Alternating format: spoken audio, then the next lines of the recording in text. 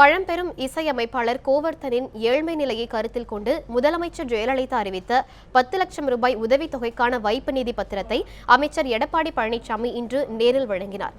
MS Viswanathan, Ilaiyaraaja, தேவா உள்ளிட்ட இசையமைப்பாளர்களிடம் துணை இசை அமைப்பாளராகவும் 8 திரைப்படங்களில் இசையமைப்பாளராகவும் பணியாற்றி ஓய்வு பெற்றவர் கோவர்த்தன்.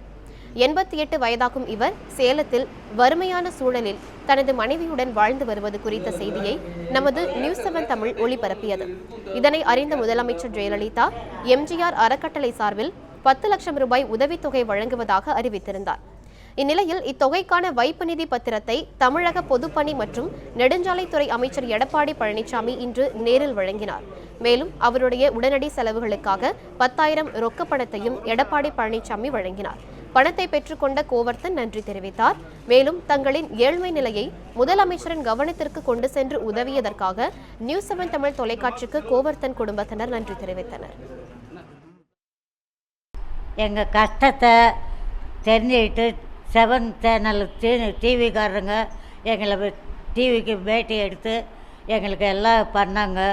ஜெயலலிதா அம்மா அதை பார்த்துட்டு எனக்கு உதவி செஞ்சுருக்காங்க. ரொம்ப சந்தோஷமாக இருக்குங்க.